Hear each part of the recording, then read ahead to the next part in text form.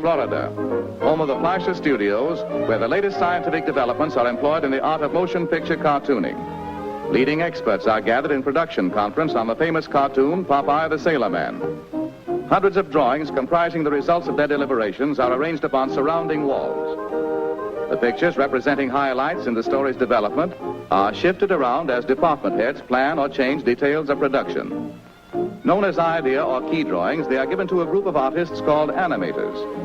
The animators further develop the idea by making additional sketches, each one of which bears a slight change in picture alignment and figure contour in order to depict a degree of progressed action. As there are hundreds of pictures to be animated, the routine drawings in between the key pictures are filled in by other artists who are called in-betweeners. If you've ever flipped the pages of a pad of pictures drawn in sequence, you have no doubt observed how the action creates the illusion of motion. From the in-betweeners, the pencil drawings pass on to the cartoon inkers. The inkers trace the sketches on squares of celluloid.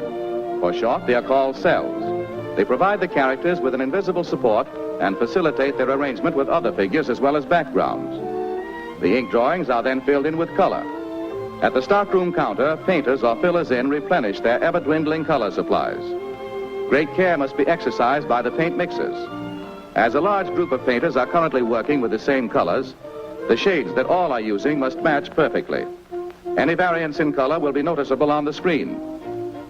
In filling in the outlines, the figures are reversed as the paint is applied, so the cells, when placed before the camera to be photographed, will present a smooth, glossy surface with no suggestion of paint or brush lines. Now the characters must be provided with a fitting environment. In this department, settings are designed and decorated by artists whose work is just as important and perhaps more complicated than figure animation.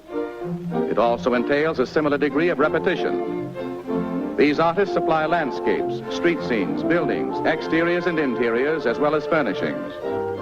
They must be adept at creating the illusions of wind-blown clouds, waving palm trees, rolling seas, moving vehicles, and other effects that suggest activity. The character drawings are used to aid them in obtaining proper figure placement in relation to backgrounds, also to aid in creating perspective and scene composition when the celluloids are assembled before the camera. For instance, Popeye's girlfriend, Olive Oil, must appear in normal relation to her patio doorway. And it would never do to let Popeye miss the rug when he bends his painted knee in ardent admiration. Many cells or pictures are required to complete this action. Now the thousands of celluloids bearing figures and backgrounds go into the long routine photographic process. All departments of the studio are supervised by Max Fleischer, veteran cartoonist. In bringing the spinach-inspired seagoing strongman to the screen, he is known as Popeye's Filmland Papa. One at a time, each drawing is placed in a holder, and a single exposure is made on film. Upon this new apparatus, actual scenes are constructed to convey the idea of depth and to permit the movement of backgrounds. For instance, many drawings of this bird must be photographed, each one with the wings and other lines of body contour in slightly changed positions. Also, with each exposure, the background is moved to create the illusion of flight. The process must be repeated many times with all characters and accessories that simulate motion.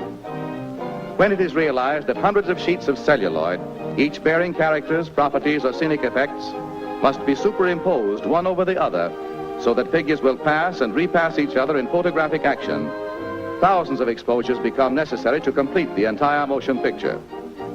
The production of film cartoons is long on routine and heavy with detail and requires considerable special equipment.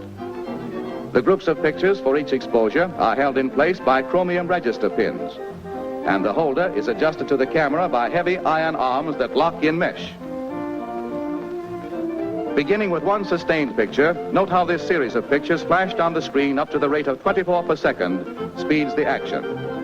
The eye retains the image of one until another appears, creating the illusion of motion pictures. Finally, the picture goes into the cutting room, where the film is cut into scenes and edited. Voices are then recorded on the film, and department heads put Popeye through a preview. Francis, what's that please thee? Through popular science and out of the inkwell illusion becomes fantastic screen entertainment.